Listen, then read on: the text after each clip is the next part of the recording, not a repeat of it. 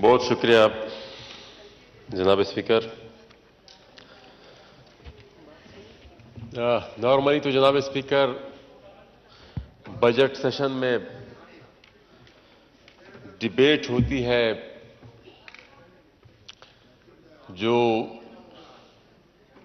आने वाले साल के लिए जो मनसूबाबंदी की गई होती है, लेकिन जो पॉलिटिकल एनवायरनमेंट है उसको देखते हुए इंसान सोच में पड़ जाता है कि हम कहां से शुरू करें और कहां पर इसको हम एंड करें। आज सुबह कल रात को इरादा यही था कि हम बजट पर बहस करेंगे, ग्रोथ रेट पर बहस करेंगे, अपनी जो इन्फ्लेशन है और हमारी जो फॉरेन एक्सचेंज रिजर्व्स है, हमारा जो करंट अकाउंट डेफिसिट है, इन तमाम इश्यूज पर बहस होगी। लेकिन सुबह जब हम उठे तो सोशल मीडिया पर देखा कि हमारे एक दोस्त और पीटीएम के रहनुमा और एक बड़े फाल एक्टिविस्ट अलमज़ेब मसूद, जो कि इन्फोर्स डिसअपीयरेंसेस पर उन्होंने काफी काम किया है और वो बाकायदा डेटा कलेक्शन में कई साल से वो मसरूफ थे, तो कल रात तो उसके घर पे छापा मारा गया और उसको अपने भतीजे के साथ उसको वहां से उठाया गया और सुबह जब उसको अदालत में पेश किया गया और पूरी रात उस पर तशद्दुद भी हुआ और जब उसको अदालत में पेश किया गया तो उस पर चर्च का पर्चा काटा गया। अब जनाब स्पीकर, गुजारिश यह है कि ये 75 साल से हम एक ही दायरे में घूम रहे हैं। जब वहां पर हम थे तभी भी यही कुछ हो रहा था, अब जब हम यहां पर आ गए हैं तभी भी वही कुछ हो रहा है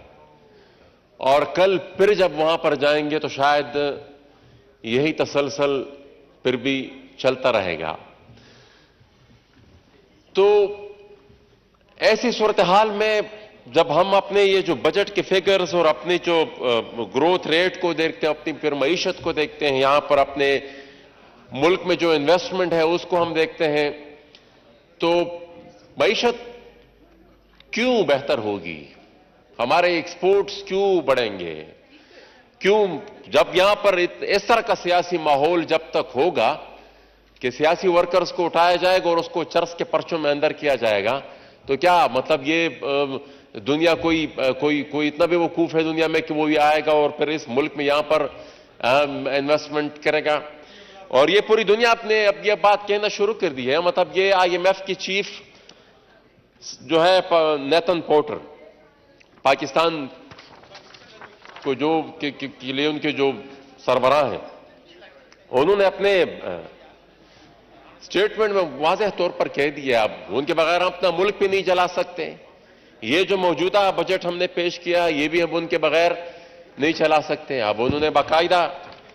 डिक्टेशन भी देना शुरू कर दिया और वो कह दी कि वी टेक नोट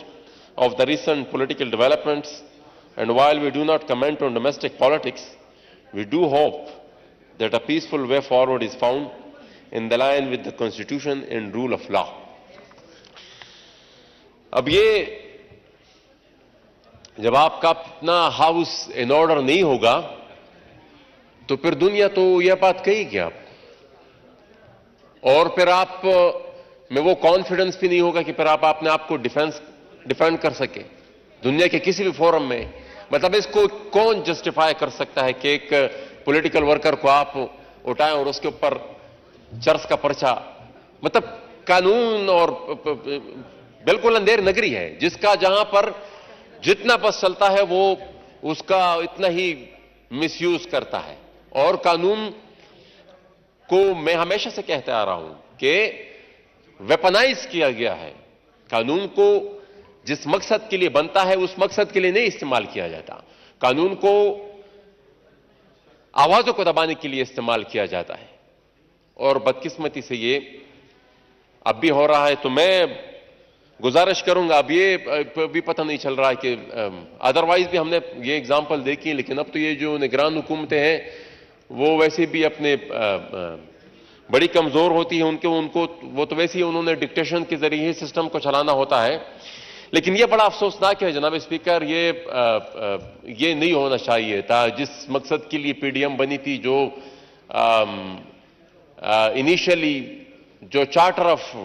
डिमांड था, वो मतलब जब यहां पर उनको इक़्तिदार मिला वही चीज फिर भी रिपीट हो रही है। तो मेरे ख्याल में यह बड़ा एक अफसोसनाक अमल है। इसकी जितनी भी मजम्मत की जाए वो कम है। और इसकी रोकथाम अगर किसी भी स्टेज पर नहीं की गई, देखिए ना, चार्टर ऑफ डेमोक्रेसी एक ऐसा स्टेज आया था हमारी मुल्क की सियासी तारीख में जब इन चीजों को रोका गया और उसके बाद हुकूमतें बदली, लेकिन इस लेवल की पॉलिटिकल विक्टिमाइजेशन फिर कभी नहीं हुई। अब हम ये समझ रहे हैं कि ये जो हाइब्रिड रिजीम जिस तरीके से इंस्टॉल की गई थी और उसकी तसलसल में अभी तक ये जो कुछ हो रहा है उसको रोकना होगा। अगर नहीं रोका तो फिर वो एक ही सर्कल में ये सारा सिलसिला चलता रहेगा, कोई भी बचेगा नहीं। देखिए ना, मुझे अभी भी याद है कि नवंबर 2021 में वहां पर मैंने तकरीर की थी और वो उस वक्त यहां पर पीटीआई वाले बैठे थे और इस वजह से मेरी तकरीर की, वो कोई एक बिल ला रहे थे जिसमें उन्होंने कहा था कि भाई जो कोई फौज के खिलाफ बोलेगा उसके खिलाफ इतने उनको सजा होगी। अब वहां पर जब हमने वहां पे एतराज किया, यहां से पीटीआई वाले बड़े बड़बड़ा रहे थे कि भाई ये वो कर रहा है और वो कर रहा है। तो उस वक्त ही मैंने उनको कह दिया था कि ये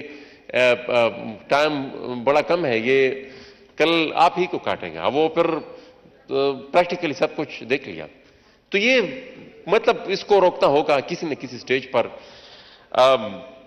मईशत भी, तब यहां पर आजकल चार्टर ऑफ इकोनॉमी का बहुत ज्यादा की बहस हो रही है, लेकिन इकोनॉमी मतलब किस तरह उस पर आप डिबेट कर सकते हैं, किस तरह उसमें आप बेहतरी ला सकते हैं जब आपकी सियासी सूरत हाल ये हो, जब मुल्क में कानून और आइन नाम की कोई चीज ही ना हो, तो सियासी सूरत हाल को जब वो स्टेबल ना हो तो फिर मईशत तो सवाल ही पैदा नहीं होता कि यहां पर इन्वेस्टमेंट आए और आपकी ग्रोथ रेट बढ़े और आपकी फॉरेन एक्सचेंज रिजर्व वो बढ़े। तो बाकी वो जो यहां पर लॉ एंड ऑर्डर की सिचुएशन है, मैं काफी तफसील में उस पर बात, ये बजट जो फिगर है उस पर करना चाहता था कि क्या क्या सिचुएशन है, लेकिन मैं उस पर, क्योंकि ये जो हालात मैं देख रहा हूं आज सुबह जो हुआ उसके बाद मेरा दिल नहीं कर रहा कि उस पर मैं बहुत ज्यादा कुछ तफसील में बोलूं। लेकिन ये जरूर कहूंगा कि साथ ही साथ ये जो लॉ एंड ऑर्डर की सिचुएशन है उसमें वो भी दिन ब दिन बिगड़ रही है। और वो मैं इस असेंबली में पहले दिन से जब मेरी तकरीर थी उससे लेकर आज तक मैं तसलसल से यह बात करता रहा हूं कि लॉ एंड ऑर्डर की सिचुएशन दिन ब दिन बिगड़ती है। अब कोई बहुत बड़ा सानहा होता है तब हमें फिर जाकर कभी याद आ जाती है, एक आध नेशनल सिक्योरिटी की मीटिंग यहां बुलाई जाती है और उसके अलावा एक दिन से ज्यादा नहीं, वो भी सिर्फ एक दिन उस पर बहस होती है, फिर बाकी खैर खैरियत। तो डिप्टी स्पीकर साहब, आपका भी इलाका, आपको भी पता है कि इलेक्शन आने वाला है और इलेक्शन कैंपेन आपके लिए कितनी मुश्किल होगी, फिर हमारे लिए कितनी मुश्किल होगी। बिल्कुल मैदान जंग है और वहां पर बाकायदा एक कन्वेंशनल वॉर की तैयारी की जा रही है। और बदकिस्मत यह है कि जो मेन स्ट्रीम पाकिस्तान है वो इस पूरे अमल से बिल्कुल गाफिल है। तो ये तो या दो चीजें हैं, या तो डिलिबरेटली वो स्पेस दी जा रही है कि भाई ये इलाका किसी और के हवाले कर दिया जाए, और या मिसाल पर वो मैटर जो कि वो भी एक हकीकत है कि भाई वो मैटर नहीं करता, जो भी वो वहां पे मेन स्ट्रीम पाकिस्तान के सेहत पे कोई असर नहीं पड़ता। लेकिन ये चीज देखिए ना फिर रुकती नहीं है। इनिशियली यहां पर अफगानिस्तान में जो कुछ हो रहा था, यहां पर लोगों के ये ख्याल था कि भाई ये, लेकिन फिर वो जब वहां पे आएगी तो फिर वो ना फिर सिर्फ पख्तूनख्वा, ये पूरे मुल्क में ये चीज फिर फैलेगी। अब पहले ही जो जंग हुए हैं यहां पर, जो ऑपरेशन हुए हैं, उन ऑपरेशन का नताइज हमने देखे हुए हैं कि वहां पर सिर्फ बाजार मसमार हुए। और मीरानशाह बाजार के जो मुतासरीन थे, मैं यह बात सिर्फ इसलिए करना, अदरवाइज मैं बजट पर तकरीर नहीं करना चाहता था, क्योंकि वो उन लोगों के मुतालबात है जो मीरानशाह बाजार के मुतासरीन है, वो बेचारे में अभी तक उनका कंपेंसेशन उनको नहीं मिली। पिछले दिनों हमारी स्टीयरिंग कमेटी की यहां पर मीटिंग हुई है हसन इकबाल साहब के सरबराही में, तो कुछ रकम तो उसमें उन्होंने वो मुख्तस हो गई, लेकिन वो जो बाकी बकायाजात है उस पर भी तफसीली उस पर भी उसका बंदोबस्त भी उस पर भी तफसीली उस पर थोड़ी नजरसानी की जरूरत है और वो उसकी लोकेशन भी होनी चाहिए, क्योंकि 3 साल से 4 साल से एक ऑनगोइंग प्रोजेक्ट है। तो जितनी भी बकाया जात है मीरानशाह बाजार के और उसके बाद और भी मुख्तलिफ जो कमर्शल लॉसेस है नॉर्थ वजीरिस्तान की मीरेली में, दत्ताखेल में और मुख्तलिफ जगहों पे, तो देगान और गुलाम खान मुख्तलिफ जगहों पे, उस पर भी उसकी भी असेसमेंट होनी चाहिए। और एक आध चीज, ये जो टैक्स एग्जेम्पशन है, हमने प्राइम मिनिस्टर साहब से बात तो की है कि ये जो जिस मकसद के लिए ये टैक्स एग्जेम्पशन दी गई थी हमारे एक्स फाटा और पाटा को, कि भाई थोड़ी यहां पर इंडस्ट्री लगे और ये एट पार है दूसरे मुल्क के दूसरे इलाकों के बराबर है, वो से वो फायदा उठाया नहीं गया, क्योंकि अभी तक वहां पर लैंड डिस्प्यूट्स वगैरह XYZ ये चीजें हैं और लॉ एंड ऑर्डर की सिचुएशन ऐसी है कि वहां पर कोई इन्वेस्टमेंट करता नहीं है। तो फिर वो टैक्स एग्जेम्पशन का जिस मकसद के लिए दिया अभी तक तो वो फायदा लोगों ने उठाया नहीं है। तो ये जो है इस साल पूरा हो रहा है, तो इसमें भी टैक्स एग्जेम्पशन देनी चाहिए, वो उसको एटलीस्ट 10 साल तक तो मजीद बढ़ाना चाहिए। इस पर हमने अमेंडमेंट भी जमा करा दी है। और साथ ही साथ ये जो सीपैक रूट है यहां पर गुलाम खान बॉर्डर जो है, वो एक सबसे जो शॉर्टेस्ट रूट है हमारे पोर्ट से सेंट्रल एशिया तक, तो वो हम मशकूर है कि इस दफा उसकी फिजिबिलिटी स्टडी के लिए तो कुछ रकम मुख्तस कर दी गई है, लेकिन उम्मीद है कि आने वाले दिनों में वो उसको बाकायदा सीपैक का हिस्सा बनाया जाएगा और उसको अमली जामा पहनाया जाएगा। तो मैं जनाब स्पीकर इजाजत चाहूंगा, मैं काफी कुछ अपने साथ आज लिख कर लाया था बजट की उस पर बहस करने के लिए, लेकिन आज सुबह जो वाक़या हुआ जिस तरीके से अलमज़ेब मसूद को उठाया गया और उस पर बड़ी बेशर्मी से चरस का पर्चा काटा गया, तो ये कि इंतहाई शर्मनाक है। उसके बाद मेरा दिल नहीं कर रहा था कि मैं इस पर बजट पर बहुत ज्यादा पर बहस करूं। Thank you very much.